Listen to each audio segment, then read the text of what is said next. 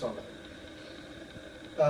കഴിഞ്ഞ വ്യാഴാഴ്ച കൃത്യമായി പറഞ്ഞാൽ 2020 മെയ് 13 ഞാനും 11 അംഗം അടങ്ങിയ, അതായത് കുട്ടികളും മുതിർന്നവരും അടങ്ങുന്ന 11 അംഗമുള്ള എൻ്റെ ഫാമിലിയും കൂടി മഹാരാഷ്ട്രയിലെ പൻവൽ എന്ന സ്ഥലത്ത് നിന്നും കേരളത്തിലെ മലപ്പുറം നിലമ്പൂർ എന്ന എൻ്റെ വീട്ടിലേക്ക് നടത്തിയ യാത്രയുടെ, അതായത് ഈ ലോക്ക്ഡൌൺ സമയത്ത് നടത്തിയ യാത്രയുടെ അനുഭവങ്ങൾ നിങ്ങളുമായി ഷെയർ ചെയ്യാൻ വേണ്ടിയിട്ടാണ് ഞാൻ ഈ വീഡിയോ ചെയ്യുന്നത്. അതിനു മുമ്പായി ഈ യാത്രയിൽ ഞങ്ങളോട് സപ്പോർട്ട് ചെയ്ത ആരോഗ്യ വകുപ്പിനും പോലീസ് ഡിപ്പാർട്ട്മെന്റിനും ഒരു ബിഗ് സല്യൂട്ട് നേർന്നുകൊണ്ട് നമുക്ക് വീഡിയോയിലോട്ട് കടക്കാം. അതിനു മുമ്പായി ബോംബെ വെൽവെറ്റ് എന്ന നമ്മുടെ ചാനൽ ലൈക്ക് ചെയ്യുക, ഷെയർ ചെയ്യുക, സബ്സ്ക്രൈബ് ചെയ്യുക, അടുത്തുള്ള ബെല്ലൈക്കൺ പ്രസ് ചെയ്യുക. ഇപ്പോൾ നമുക്കെല്ലാവർക്കും അറിയാം, ബോംബെയിലെ അവസ്ഥ ഓരോ ദിവസം ചെല്ലുന്തോറും വളരെ മോശമായിക്കൊണ്ടിരിക്കുകയാണ്. അതിൻ്റെ ഒരു അടിസ്ഥാനത്തിലാണ് ഞാൻ ഈ ഒരു യാത്ര തന്നെ പ്ലാൻ ചെയ്തത്. അതുകൊണ്ട് ഈ ഒരു യാത്ര, അതായത് ഞാൻ ചെയ്ത യാത്ര തന്നെ നിങ്ങൾക്ക് വളരെ ഈസിയായി മനസ്സിലാക്കാൻ വേണ്ടിയിട്ട് ഇതിനെ ഞാൻ 3 ഘട്ടമായിട്ട് തിരിക്കുകയാണ്. ആദ്യ ഘട്ടം എന്ന് പറയുന്നത് നമ്മളുടെ യാത്രയ്ക്ക് മുമ്പ്, അതായത് യാത്രയ്ക്കുള്ള ഒരുക്കം. 2 യാത്ര ചെയ്യുന്ന സമയത്ത് വേണ്ട ശ്രദ്ധിക്കേണ്ട കാര്യങ്ങൾ. 3 യാത്രയ്ക്ക് ശേഷം നമ്മൾ ശ്രദ്ധിക്കേണ്ട കാര്യങ്ങൾ എന്തൊക്കെയാണ്. ഇപ്പോൾ ആദ്യ ഘട്ടം എന്ന് പറയുന്നത് നിങ്ങൾക്ക് എല്ലാവർക്കും അറിയാം, ഒരു സംസ്ഥാനത്ത് നിന്നും മറ്റൊരു സംസ്ഥാനത്തേക്ക് പോകണമെങ്കിൽ ഇപ്പോൾ നമുക്ക് പാസ് നിർബന്ധമാണ്. ഇപ്പോൾ ഉദാഹരണത്തിന് ഇപ്പം ഞാൻ യാത്ര ചെയ്തത് മഹാരാഷ്ട്രയിൽ നിന്ന് കേരളത്തിലേക്കാണ്. അപ്പോൾ മഹാരാഷ്ട്ര, കർണാടക, കേരള ഈ 3 സംസ്ഥാനത്തിൻ്റെ പാസ് എടുക്കണം. അതിനുവേണ്ടി ഞാൻ ആദ്യമായിട്ട് ചെയ്തത്, അതായത് ഞാനൊരു യാത്ര ചെയ്യുന്നതിന് മുന്നേ, അതായത് ഒരു 4 ദിവസം മുന്നേ ആയിട്ടാണ് ഞാൻ പാസിന് വേണ്ടിയിട്ട് അപേക്ഷിക്കുന്നത്. ആദ്യം ഞാൻ അപേക്ഷിച്ചത് കേരളത്തിന്റെ പാസിന് വേണ്ടിയിട്ടാണ്. അത് ഞാൻ നോർക്കയിലൂടെയാണ് അപേക്ഷിച്ചത്. അതിലൂടെ മാത്രമേ നമുക്ക് അപേക്ഷിക്കാനും പറ്റുള്ളൂ. അപ്പൊ നോർക്കയിലൂടെ എങ്ങനെയാണ് ഈ പാസിന് അപേക്ഷിക്കുന്നത് എന്നുള്ളത് ഞാൻ ഈ വീഡിയോയുടെ അവസാനം കാണിച്ചു തരാം. പിന്നെ അതിനുശേഷം രണ്ടാമതായിട്ട് ഞാൻ ഏത് സംസ്ഥാനത്തു നിന്നാണോ തുടങ്ങുന്നത്, അതായത് ഇപ്പൊ ഞാൻ തുടങ്ങിയത് മഹാരാഷ്ട്രയിൽ നിന്നായതുകൊണ്ട് മഹാരാഷ്ട്രയുടെ പാസിന് വേണ്ടിയിട്ട് ഞാൻ അപേക്ഷിച്ചു. അതിനുശേഷം മൂന്നാമതായിട്ട് ഞാൻ കർണാടകയുടെ പാസ്സാണ് എടുക്കുകയാണ് ചെയ്തത്. ഓക്കെ, അപ്പോൾ ആദ്യത്തെ ഇതെന്ന് പറയുന്നത് പാസ്. ഈ പാസ് എടുക്കുമ്പോൾ നമ്മൾ ഏറ്റവും കൂടുതൽ ശ്രദ്ധിക്കേണ്ടത്, നമ്മൾ ഏത് ചെക്ക് പോസ്റ്റ് ആണോ സെലക്ട് ചെയ്യുന്നത് ആ ചെക്ക് പോസ്റ്റിൽ നമ്മൾ എത്താൻ ഉദ്ദേശിക്കുന്ന ഡേറ്റ് വളരെ കൃത്യമായിരിക്കണം. കാരണം അതിൽ നമ്മളോട് ടൈമിന്റെ സ്ലോട്ട് ഉണ്ടെങ്കിൽ കൂടിയിട്ട് നമ്മൾ ആ ഡേറ്റിന് എത്തിയാൽ മതി. ടൈം പ്രശ്നമല്ല എന്നാണ് അവര് പറഞ്ഞിട്ടുള്ളത്. അതുകൊണ്ട് ആ ഡേറ്റിന് നമ്മൾ നിർബന്ധമായിട്ടും നമ്മൾ അവിടെ എത്താൻ ശ്രമിക്കണം. ശ്രമിച്ചാൽ പോരാ, നമ്മൾ എത്തിയേ പറ്റൂ. ഇത് നിങ്ങളെല്ലാവരും വളരെ കറക്റ്റായിട്ട് ശ്രദ്ധിക്കേണ്ട ഒരു കാര്യമാണ്. 2, നമ്മൾ ഈ പാസിന് വേണ്ടി അപേക്ഷിക്കുന്ന ഏത് ഡേറ്റിനാണോ നിങ്ങൾ യാത്ര ചെയ്യാൻ ഉദ്ദേശിക്കുന്നത് അതിന്റെ ചുരുങ്ങിയത് ഒരു 4 ദിവസം മുന്നെങ്കിലും നിങ്ങൾ ഇതിന് വേണ്ടിയിട്ട് അപേക്ഷിക്കണം. പാസിന് വേണ്ടിയിട്ട് അപേക്ഷിക്കാൻ ശ്രമിക്കുക. കാരണം ചുരുങ്ങിയത് 1 ദിവസം തൊട്ടിട്ട് 3 ദിവസം എടുക്കുന്നുണ്ട് പാസ് കിട്ടാൻ വേണ്ടിയിട്ട്. സോ ഏറ്റവും നല്ലത് നിങ്ങളൊരു 3 ദിവസം അല്ലെങ്കിൽ ഒരു 4 ദിവസം മുന്നേ നിങ്ങൾ അപേക്ഷിക്കുന്നതാണ് ഏറ്റവും ബെസ്റ്റ്. ഇത് ഒന്നാമത്തെ കാര്യം, അതായത് പാസ്. 2, നിങ്ങൾ ശ്രദ്ധിക്കേണ്ടത് എല്ലാവരുടെയും, നിങ്ങൾ യാത്ര ചെയ്യാൻ ഉദ്ദേശിക്കുന്ന ആൾക്കാരുടെ എല്ലാവരുടെയും വാലിഡ് ID പ്രൂഫ് കയ്യിൽ വെച്ചിരിക്കണം. മൂന്നാമതായിട്ട് ആരോഗ്യ സേതു ആപ്പ് നിങ്ങൾ ഇൻസ്റ്റാൾ ചെയ്യാൻ മറക്കരുത്. 4മതായിട്ട് പറയാനുള്ളത് ഭക്ഷണം, മെഡിസിൻ. അതായത് ആർക്കെങ്കിലും യാത്ര ചെയ്യുമ്പോൾ വരുന്ന ബുദ്ധിമുട്ട്, അതല്ലെങ്കിൽ പ്രഷർ, ഷുഗറിനൊക്കെ സ്ഥിരമായിട്ട് ഗുളിക കഴിക്കുന്നവർ, പിന്നെ വോമിറ്റിംഗ് ടെൻഡൻസി, അതായത് ഛർദ്ദിക്കാൻ ഉള്ള, യാത്രയുടെ വേളയിൽ ഛർദ്ദിക്കാൻ ഉള്ള അങ്ങനത്തെ ഒരു ടെൻഡൻസി ഉള്ള ആൾക്കാരുണ്ടെങ്കിൽ അപ്പൊ അതിനുള്ള ആവശ്യമായ മരുന്നുകൾ കരുതണം. അതുപോലെ തന്നെ ഏറ്റവും ഇമ്പോർട്ടൻ്റ് ആയിട്ടുള്ള കാര്യം വെള്ളം. നിങ്ങൾക്ക് ഒന്നെങ്കിൽ ആവശ്യത്തിൽ കൂടുതൽ നിങ്ങൾ വെള്ളം കരുതണം. കാരണം പുറത്തുനിന്ന് എവിടുന്നും നമുക്ക് ഇപ്പോൾ വെള്ളം കിട്ടില്ല. കാരണം പുറത്ത് നമ്മൾ ഇറങ്ങുന്നത് പോലും ഫസ്റ്റത്തെ കാര്യം നമ്മളുടെ ആരോഗ്യത്തിനും കൂടെ നമ്മുടെ നാടിനും ചെയ്യുന്ന ദ്രോഹമാണ്. സോ നമ്മൾ മാക്സിമം നമ്മളുടെ യാത്രാവേളകളിൽ പുറത്തിറങ്ങാതെ ശ്രദ്ധിക്കുക. പിന്നെ നമ്മൾ കയ്യിൽ നിർബന്ധമായിട്ടും കരുതേണ്ട സാധനങ്ങളാണ് ഗ്ലൗസ്, അതായത് ഡിസ്പോസിബിൾ ടൈപ്പ് ഗ്ലൗസ്. അത് കുറച്ച് അധികം തന്നെ കരുതണം. പിന്നെ ഹാൻഡ് സാനിറ്റൈസർ, മാസ്ക്. അതുപോലെ നിങ്ങളുടെ വണ്ടിക്ക് ഫാസ്ടാഗ് ഉണ്ടെങ്കിൽ അത് റീചാർജ് ചെയ്യാൻ മറക്കരുത്. കാരണം നിങ്ങൾക്ക് നേരിട്ടുള്ള, അതായത് ടോൾ ഭാഗങ്ങളിൽ എല്ലാ ടോളിലും ഫാസ്ടാഗ് എനേബിൾഡ് ആണ്. അതായത് എവിടെയോ അതിനുള്ള ഒരു ബുദ്ധിമുട്ടും ഇല്ല. അതുകൊണ്ടുള്ള ഗുണം എന്താണെന്ന് വെച്ച് കഴിഞ്ഞാൽ നിങ്ങൾക്ക് നേരിട്ടുള്ള സമ്പർക്കം, ഈ ടോളിലിരിക്കുന്ന ആളുമായിട്ടുള്ള നേരിട്ടുള്ള ഒരു സമ്പർക്കം നിങ്ങൾക്ക് ഒഴിവാക്കാൻ സാധിക്കും. ഒന്നാം ഘട്ടത്തിൽ പറഞ്ഞ എല്ലാ കാര്യങ്ങളും നമ്മൾ റെഡിയാക്കി കഴിഞ്ഞ് അങ്ങനെ നമ്മുടെ ട്രാവൽ ഡേറ്റ്, അതായത് യാത്രയുടെ തീയതി എത്തിക്കഴിഞ്ഞ് ഇനി യാത്ര ചെയ്യുന്നത്. ഇപ്പം ഞാനാണെങ്കിൽ രാവിലെ പുലർച്ചെ 3 മണിക്കാണ് യാത്ര തിരിച്ചത്. ഇപ്പോൾ യാത്ര ഒരു ലോങ് ട്രിപ്പൊക്കെ ചെയ്യുന്ന ആൾക്കാർക്ക് അറിയാം, എപ്പോഴും നമ്മൾ സജസ്റ്റ് ചെയ്യുന്നത് ഏറ്റവും ഏർലി മോർണിംഗ് ആണ് നമ്മൾ സജസ്റ്റ് ചെയ്യാറുള്ളത്. അതുകൊണ്ടുള്ള ഗുണം എന്താണെന്ന് വെച്ച് കഴിഞ്ഞാൽ നമുക്ക് ഒരുപാട് കിലോമീറ്റേഴ്സ് വളരെ അധികം റഷ് ഇല്ലാതെ നമുക്ക് കവറപ്പ് ചെയ്യാൻ പറ്റും. പിന്നെ അധികം ക്ഷീണം തോന്നില്ല, പിന്നെ നല്ല സുഖമാണ്. പിന്നെ നമുക്കൊരു വലിയൊരു യാത്ര ചെയ്തതിൻ്റെ ഒരു ക്ഷീണം, ഇപ്പം എൻ്റെ യാത്രയിലാണെങ്കിൽ എനിക്ക് വലിയ ക്ഷീണം അനുഭവപ്പെട്ടില്ല. എനിക്ക് കണ്ടിന്യൂസ് ആയിട്ട് ഡ്രൈവ് ചെയ്യാൻ പറ്റി. പിന്നെ ഏറി വന്ന ഒരു 1-2 മണിക്കൂറേ ഞാനൊരു റെസ്റ്റ് എടുത്തിട്ടുള്ളൂ. ഞങ്ങൾ ഒരു 2 വണ്ടി, ഞങ്ങളുടെ സ്വന്തം 2 വണ്ടിയിലായിട്ടാണ് ഞങ്ങൾ പോയത്. അങ്ങനെ ഒരു ക്ഷീണം വലുതായിട്ട് അനുഭവപ്പെട്ടില്ല. പിന്നെ ഇപ്പോഴത്തെ ഈ ഒരു ടൈമിൽ എന്താണെന്ന് വെച്ചാൽ അധികം ട്രാഫിക് ഇല്ല. കാരണം ഇപ്പോൾ അവിടുന്ന് മഹാരാഷ്ട്രയിൽ ഇപ്പോൾ പൻവൽ നിന്നാണെങ്കിൽ അവിടുന്ന് ഇപ്പം എൻ്റെ വീട് വരെ 1200-ലധികം കിലോമീറ്റർ ഉണ്ട്. അത് ഞങ്ങൾ അവിടുന്ന് രാവിലെ, അതായത് 13-ാം തീയതി രാവിലെ 3:30 സ്റ്റാർട്ട് ചെയ്തു. 14-ാം തീയതി രാവിലെ 9:30 ആകുമ്പോഴേക്കും ഞങ്ങൾക്ക് ഇവിടെ എത്താൻ പറ്റി. അപ്പോൾ നമ്മളെപ്പോഴും ശ്രദ്ധിക്കേണ്ടത് ഒരു നേരത്തെ ഇറങ്ങാൻ പറ്റുകയാണെങ്കിൽ ഏറ്റവും ബെസ്റ്റ് അതാണ്. കാരണം നമുക്ക് ഒരുവിധം കിലോമീറ്റേഴ്സൊക്കെ വളരെ ഈസി ആയിട്ട് കവറപ്പ് ചെയ്യാനും പിന്നെ എല്ലാം മേ ബി നമ്മളുടെ കൂടെയുള്ള ആൾക്കാർക്കായാലും അധികം ക്ഷീണമോ ഒന്നുമില്ലാതെ നമുക്ക് എത്താൻ പറ്റും. ഓക്കെ, ഇത് ഒന്ന് ശ്രദ്ധിക്കുക. പിന്നെ രണ്ടാമത് പറയാനുള്ളത്, ഈ യാത്രയിലുടനീളം നമ്മൾ ഒരു മണിക്കൂർ ഇടവിട്ടിട്ടെങ്കിലും നമ്മൾ ഹാൻഡ് സാനിറ്റൈസർ യൂസ് ചെയ്യാൻ ശ്രമിക്കുക. കാരണം അത് നമുക്ക് നിർബന്ധമായിട്ട് നമ്മൾ അതൊന്ന് ഫോളോ ചെയ്യേണ്ടത്, അതായത് ഈ യാത്രയിലുടനീളം നമ്മൾ ഫോളോ ചെയ്യേണ്ടത് നിർബന്ധമാണ്. പിന്നെ പുറത്തുനിന്നുള്ള ഒരു സാധനവും മേടിക്കാതിരിക്കുക. വേണ്ട എല്ലാ സാധനവും നമ്മൾ മുൻകൂട്ടി തന്നെ നമ്മുടെ വണ്ടിയിൽ സെറ്റാക്കി വെച്ചിട്ട് വേണം നമ്മൾ യാത്ര തിരിക്കാൻ. പിന്നെ ചെക്ക് പോസ്റ്റിലൊക്കെ നമ്മൾ എത്തിക്കഴിഞ്ഞാൽ, കാരണം അവിടെയുള്ള പോലീസ് ഉദ്യോഗസ്ഥരും പിന്നെ ആരോഗ്യവകുപ്പും ഇങ്ങനെയുള്ള ആൾക്കാരാണ് അവിടെ ഉള്ളത്. ചിലപ്പോൾ നമുക്ക് അവരുടെ സംസാരത്തിൽ എന്തെങ്കിലും ഒരു ഇത് തോന്നാം. ഒരിക്കലും നമ്മൾ അവരുമായിട്ട് എതിർക്കാനോ ഒരു ആർഗ്യുമെന്റോ നിൽക്കാതിരിക്കുക. കാരണം അവർ നമുക്ക് വേണ്ടി നിൽക്കുന്ന ആൾക്കാരാണ്, അല്ലെങ്കിൽ നമ്മുടെ സേഫ്റ്റിക്കാണെന്നുള്ള കാര്യം നമ്മൾ മറക്കാതിരിക്കുക. ഇത് വളരെ ഇമ്പോർട്ടൻ്റ് ആയിട്ടുള്ള ഒരു കാര്യമാണ്. കാരണം ഞാനിപ്പോൾ ഈ ഒരു യാത്ര ചെയ്യുമ്പോൾ പല ഭാഗത്തും ഞാൻ കണ്ടിട്ടുള്ളതാണ്, പല ആൾക്കാരും വളരെ റഫായിട്ട് ഇവരുമായിട്ട് ഉദ്യോഗസ്ഥരുമായിട്ട് സംസാരിക്കുന്നത് ഞാൻ കണ്ടിട്ടുണ്ട്. അത് ചെയ്യരുത്. കാരണം അവർ നിൽക്കുന്നത് രാപ്പകലില്ലാതെ കഷ്ടപ്പെട്ട് വർക്ക് ചെയ്യുന്നത് നമ്മൾക്ക് വേണ്ടിയിട്ടാണെന്നുള്ള കാര്യം നമ്മൾ മറക്കാതിരിക്കുക. നമ്മൾ ശ്രദ്ധിക്കേണ്ട കാര്യം, നമ്മൾ എല്ലാ ചെക്ക് പോസ്റ്റിലും തന്നെ ബാത്റൂം സൗകര്യം അവർ ഒരുക്കിയിട്ടുണ്ട്. എവിടെ അതിന് ഒരു തരത്തിലുള്ള ബുദ്ധിമുട്ടില്ല. അപ്പോൾ ബാത്റൂം അങ്ങനെയുള്ള കാര്യങ്ങൾ യൂസ് ചെയ്യുമ്പോൾ, അതായത് വണ്ടിയിൽ നിന്ന് നമ്മൾ പുറത്തിറങ്ങുമ്പോൾ നിർബന്ധമായിട്ടും ഗ്ലൗസ് യൂസ് ചെയ്യാൻ മറക്കരുത്. ഗ്ലൗസും മാസ്കും യൂസ് ചെയ്യാം. പിന്നെ എല്ലാം കഴിഞ്ഞ് നമ്മൾ വണ്ടിയിലേക്ക് തിരിച്ചു കയറുമ്പോൾ നമ്മൾ സാനിറ്റൈസർ യൂസ് ചെയ്യാനും മറക്കരുത്. ഓക്കെ.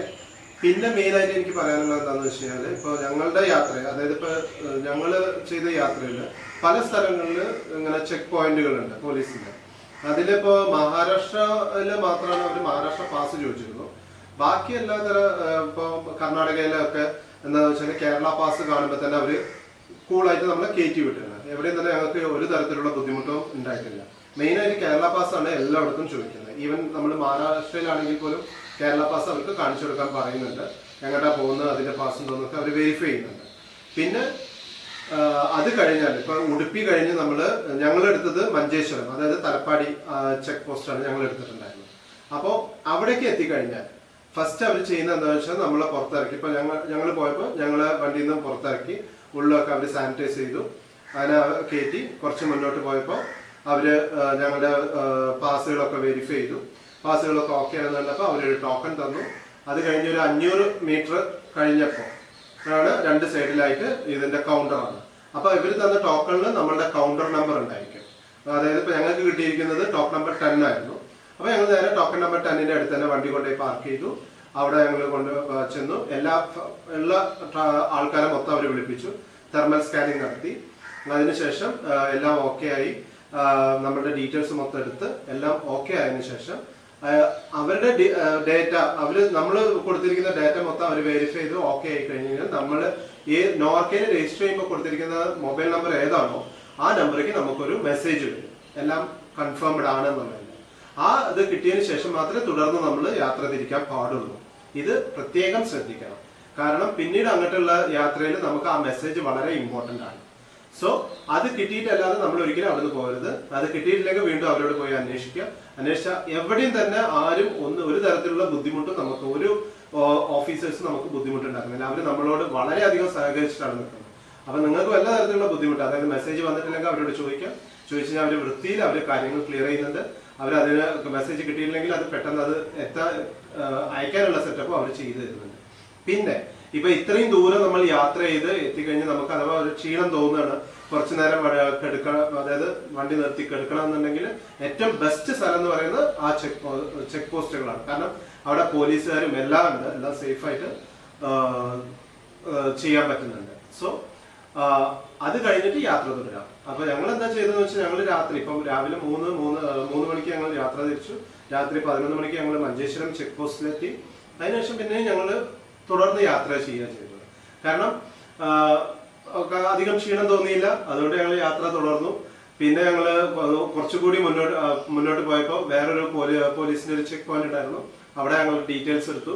അവർ ഞങ്ങളോട് ചോദിച്ചു ഭക്ഷണം കഴിച്ചോ, എല്ലാ കാര്യങ്ങളും ചോദിച്ചു, വെള്ളത്തിന് ആവശ്യമുണ്ടോ, എല്ലാ കാര്യങ്ങളും നമ്മുടെ എല്ലാ കാര്യങ്ങളും അവർ കറക്റ്റായിട്ട് ചോദിക്കുന്നുണ്ട്. അപ്പൊ ഒരു തരത്തിലുള്ള ഈവൻ ഭക്ഷണത്തിന് പോലും നിങ്ങൾക്ക് വല്ല ബുദ്ധിമുട്ടുണ്ടെങ്കിൽ എല്ലാം അവരവിടെ അറേഞ്ച് ചെയ്യുന്നുണ്ടെന്നുള്ളതാണ് അതിന്റെ അർത്ഥം. അത് കഴിഞ്ഞിട്ട് ഞങ്ങൾ വീണ്ടും യാത്ര തിരിച്ചു. കുറെ എത്തി, ഏകദേശം ഒരു കണ്ണൂര് അവിടെ എത്തിയപ്പോൾ അടുത്ത ചെക്ക് പോസ്റ്റിലെത്തി. അവിടെ എല്ലാം വീണ്ടും വെരിഫിക്കേഷൻ, അതായത് നമ്മുടെ കേരള പാസും എല്ലാം വീണ്ടും ഒന്ന് വെരിഫൈ ചെയ്യുന്നു. നമ്മളുടെ വണ്ടിയുടെ പുറം അവർ സാനിറ്റൈസ് ചെയ്യുന്നു. വീണ്ടും ഞങ്ങൾ യാത്ര തുടരുന്നു. ഇങ്ങനെ എല്ലാ ഭാഗത്തും, അതായത് യാത്രയിൽ ഉടനീളം എനിക്ക് തോന്നുന്നു ഒരു 5 കിലോമീറ്റർ ഡിസ്റ്റൻസിൽ ഒരു ചെക്ക് പോസ്റ്റ് ഞങ്ങൾക്ക് എപ്പോഴും വന്നിട്ടുണ്ടായിരുന്നു. അപ്പോൾ നമ്മൾ ശ്രദ്ധിക്കേണ്ട കാര്യം എന്താണെന്ന് വെച്ചാൽ നമ്മുടെ പാസുകൾ എല്ലാം കറക്റ്റായിട്ട് കിട്ടുന്ന തരത്തിൽ നമ്മൾ അറേഞ്ച് ചെയ്ത് വെക്കാൻ മറക്കരുത്. ഈ യാത്രയിൽ അതായത് എനിക്ക് പ്രധാനമായിട്ടും പറയാനുള്ളത് എന്താണെന്ന് വെച്ച് കഴിഞ്ഞാൽ, ഇപ്പോൾ ഞാൻ യാത്ര തിരിച്ചത് മഹാരാഷ്ട്രയിൽ നിന്ന് കേരളത്തിലേക്കാണ്. അതായത് മഹാരാഷ്ട്ര, കർണാടക, ദെൻ കേരള. അപ്പോൾ ഇപ്പോൾ മഞ്ചേശ്വരം ചെക്ക് പോസ്റ്റ് തൊട്ടിട്ട് ഞങ്ങൾക്ക് കിട്ടിയിട്ടുള്ള ഒരു കെയർ, അതായത് ആരോഗ്യ വകുപ്പിന്റെ ആയാലും പോലീസ് ഡിപ്പാർട്ട്മെന്റിന്റെ ആയാലും ഒക്കെ കിട്ടിയിട്ടുള്ള ഒരു കെയർ എന്ന് പറയുന്ന ഒരു വേറൊരു അനുഭവമായിരുന്നു. കാരണം എന്താണെന്ന് വെച്ചാൽ ഇപ്പൊ ഞങ്ങൾ മഞ്ചേശ്വരം ചെക്ക് പോസ്റ്റിന്റെ എല്ലാവിധ ചെക്കിങ്ങും എല്ലാം കഴിഞ്ഞ് ഞങ്ങൾ ഇറങ്ങി അടുത്തൊരു ചെക്ക് പോസ്റ്റിൽ എത്തിയപ്പോൾ അവർ ചോദിച്ച ഫസ്റ്റ് ചോദ്യം അതാണ്, നിങ്ങൾ ഭക്ഷണം കഴിച്ചോ എന്നുള്ളൊരു ചോദ്യമാണ്. അത്രയും നമ്മൾ കെയർ ചെയ്യുന്ന ഒരു അനുഭവം വേറെ ഒരു സ്റ്റേറ്റിൽ നിന്നും തന്നെ ഞങ്ങൾക്ക് കിട്ടിയിട്ടുണ്ടായിരുന്നു. അപ്പോൾ ആ ഒരു അത് അവിടെ മാത്രമല്ല, തുടർന്ന് ഞാൻ എൻ്റെ വീട് എത്തുന്നവരെയുള്ള ഞങ്ങളുടെ എല്ലാവിധ ചെക്ക് പോസ്റ്റിലും അവർ ഇത് ചെയ്യുന്നത്, നിങ്ങൾ മാസ്ക് ധരിക്കണം, നിങ്ങൾ ഇത് ചെയ്യണം. കാരണം അത്രയും നമ്മളെ എല്ലാ രീതിയിലും കെയർ ചെയ്ത് നമുക്ക് എല്ലാവിധ, അതായത് അവർ ഓരോ ചെക്ക് പോസ്റ്റിലും എന്ത് ചെയ്യുമ്പോഴും വെറുതെ നമ്മളെ വെരിഫൈ ചെയ്ത് നമ്മളെ വിടല്ലേ ഇത്, നിങ്ങൾ അവർക്ക് എന്തെങ്കിലും ബുദ്ധിമുട്ടുണ്ടോ, എല്ലാ കാര്യങ്ങളും അത്രയും ജെനുവിനായിട്ടും ക്ലിയർ ആയിട്ടും വേറെ ഒരു 2 സ്റ്റേറ്റിലും ഞങ്ങളോട് ചോദിച്ചിട്ടില്ല. അപ്പൊ ആ ഒരു ഇതിന് എന്താണെന്ന് വെച്ചാൽ എന്താ പറയാ, തന്നിട്ടുള്ള ആ ഒരു കെയറിന് അവരോട് ഞങ്ങൾ കടപ്പെട്ടിരിക്കുന്നു.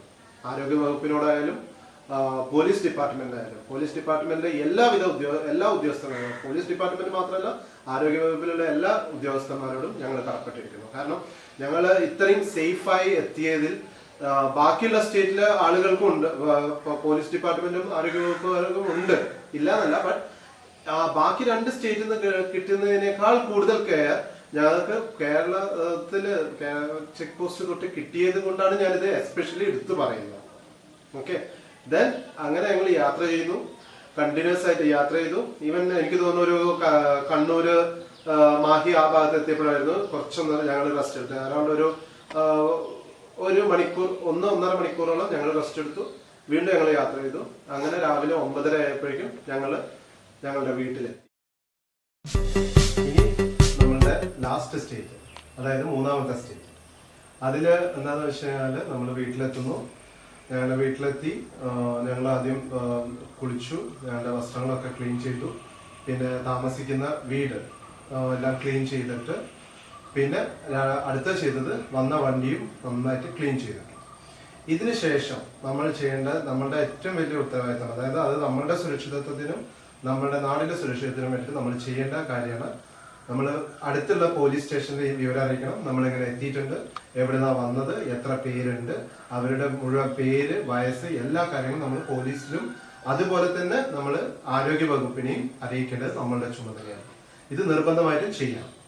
ഇങ്ങനെ ചെയ്തു കഴിഞ്ഞാൽ ഇപ്പൊ ഞങ്ങൾ ഒരാഴ്ച ഇപ്പൊ ഞാനും എന്റെ ഫാമിലി എത്തിയിട്ട് ഇപ്പൊ 7 ദിവസം കഴിഞ്ഞു. ഈ 7 ദിവസവും എല്ലാ ദിവസവും തന്നെ ആരോഗ്യ വകുപ്പിന്റെ ആയാലും ഇടവിട്ട ദിവസങ്ങളിൽ പോലീസ് സ്റ്റേഷനിൽ നിന്നായാലും കോളുകൾ വരുന്നുണ്ട്. അവർ ചോദിക്കുന്നത് നിങ്ങൾക്ക് വല്ല തരത്തിലും ബുദ്ധിമുട്ടുണ്ട്. ഇപ്പൊ പോലീസ് ഡിപ്പാർട്ട്മെന്റ് ആണെങ്കിൽ അവർ ചോദിക്കുന്നത് എന്താണെന്ന് വെച്ചാൽ നിങ്ങൾക്ക് വല്ല തരത്തിലും ബുദ്ധിമുട്ടുണ്ട്, എന്തെങ്കിലും ആവശ്യമുണ്ടെങ്കിൽ വിവരം അറിയിക്കണം. ഇതാണ് അവിടുന്ന് അറിയിക്കുന്നത്. അതുപോലെ ആരോഗ്യ വകുപ്പാണെങ്കിൽ അവർ ചോദിക്കുന്നത് നിങ്ങൾക്ക് എന്തെങ്കിലും തരത്തിലുള്ള ഹെൽത്ത് ഇഷ്യൂസ് ഉണ്ടെങ്കിൽ ഞങ്ങളെ അറിയിക്കണം, വിവരം അറിയിക്കണം എന്ന്. ഇത് ആരോഗ്യവകുപ്പിന്റെ എല്ലാ ദിവസവും ത്രൂ ഓൺലൈൻ ആയാലും അല്ലെങ്കിൽ ഒരു കോൾ ആയിട്ട് അല്ലെങ്കിൽ ആളായിട്ടും വന്നിട്ട് അവർ അന്വേഷിക്കുന്നുണ്ട്. പോലീസ് സ്റ്റേഷൻ എന്നാണെങ്കിൽ ഒന്ന് ഇടവിട്ട് ഒന്നില്ലെങ്കിൽ ഒരു കോളോ അല്ലെങ്കിൽ ആളോ വന്ന് അന്വേഷിക്കുന്നുണ്ട്. അതുകൊണ്ട് ഇത് നമ്മളുടെയും നമ്മുടെ നാടിന്റെയും ഉത്തരവാദിത്തത്തിലൂടെ നമ്മൾ ചെയ്യണം. അതുപോലെ നമ്മുടെ സ്റ്റേറ്റ് പറയുന്ന ക്വാറന്റൈൻ ദിവസം നമ്മൾ കറക്റ്റായിട്ട് പൂർത്തീകരിക്കണം. ഇപ്പൊ ഞങ്ങൾ 14 ദിവസത്തെ ക്വാറന്റൈനാണ് ഞങ്ങളോട് പറഞ്ഞിട്ടുള്ളത്. അതിലിപ്പോ 7 ദിവസം കംപ്ലീറ്റ് ചെയ്തു. ആർക്കും തന്നെ ഒരു ബുദ്ധിമുട്ടില്ല, എല്ലാം നന്നായിട്ട് പോകുന്നു. അപ്പോൾ ഈ വീഡിയോ, ഇത് ഇങ്ങനെ ഒരു വീഡിയോ ഞാൻ ഉണ്ടാക്കാനുള്ള ഒരു പ്രത്യേകിച്ചുള്ള ഒരു കാരണം എന്താണെന്ന് വെച്ച് കഴിഞ്ഞാൽ ഇതുപോലെ യാത്ര തിരിക്കാൻ ആഗ്രഹിക്കുന്നവർക്ക് എൻ്റെ ഈ വീഡിയോ ഉപകാരപ്പെടും എന്നുള്ള ഒരു വിശ്വാസം കാരണമാണ് ഞാൻ ഇങ്ങനെ ഒരു വീഡിയോ ഉണ്ടാക്കിയത്. അതുപോലെ തന്നെ ഈ ക്വാറന്റൈൻ അല്ലെങ്കിൽ ഇങ്ങനെ ഒരു കോവിഡ് എന്ന മഹാമാരി, COVID-19 അല്ലെങ്കിൽ കൊറോണ എന്ന മഹാമാരിയെ ചെറുത്തു നിൽക്കാൻ വേണ്ടി നമ്മുടെ രാജ്യത്ത് അതിൽ നിന്നും രക്ഷിക്കാൻ വേണ്ടി പ്രയത്നിക്കുന്ന എല്ലാ ആരോഗ്യ പ്രവർത്തകർക്കും എല്ലാ പോലീസ് പ്രവർത്തകർക്കും നന്ദി രേഖപ്പെടുത്തിക്കൊണ്ട് ഈ വീഡിയോ ഇവിടെ വൈൻഡപ്പ് ചെയ്യുന്നു.